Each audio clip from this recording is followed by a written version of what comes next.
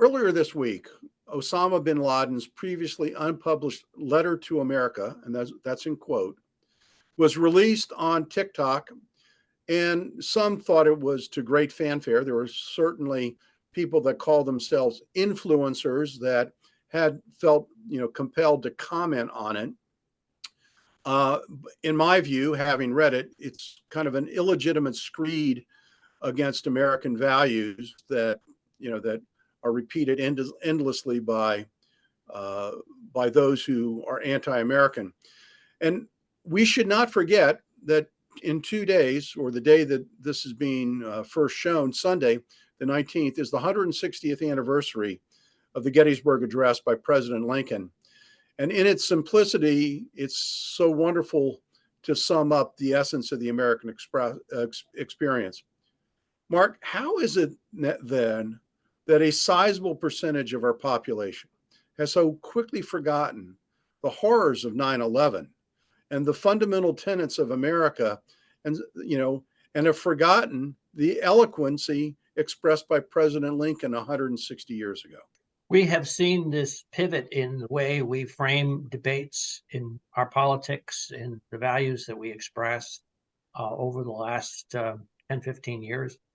We've also seen the corrosive impact of social media, which seems to have the capacity to allow people to express their views in the worst possible way, and then that gets recycled out and gets balanced out, and it is a huge challenge for us as a society.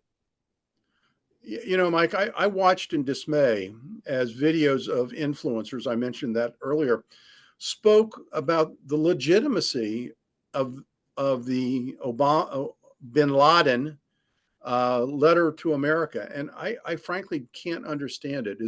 It's just that younger generations have not been imbued with American values? Yeah, I think the challenge, and I think Mark kind of alluded to this, I think one of the challenges that we face right now is, one, I don't think we've focused on kind of who we are and what we are as a people, as well as we perhaps once did. But I think the other thing is that we're at a point right now where it's about how I get someone to pay attention to me.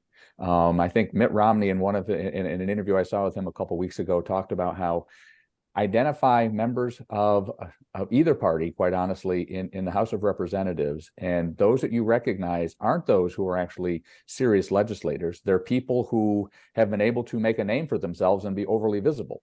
And I think that's true in, unfortunately, many things as a result of social media. And so I'm not even sure that the people who are making comments even know what they're commenting on a lot of the time, but they know it's going to get a reaction. And I think that's one of the real challenges that we have. And I think the other piece we have is there's a level of divisiveness out there right now that wants to pick sides on almost every issue. And they know that that's going to get them visibility if they're on one side or the other. And that's the intent.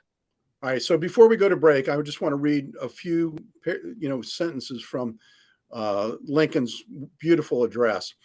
We all know by heart 77 years ago, our fathers brought forth on this continent a new nation conceived in liberty and dedicated to the proposition that all men are created equal. But it is the concluding portion of the address which I think is so magnificent. It is rather for us to be here dedicated to the great task remaining before us, that from these honored dead we take increased devotion to that cause for which they gave their last full measure. We are highly resolved that these dead shall not have died in vain, that this nation, under God, shall have a new birth of freedom, and that government of the people, by the people, for the people, shall not perish from the earth. I hope that's a message that we all can adhere to. Stay tuned for Party Shots.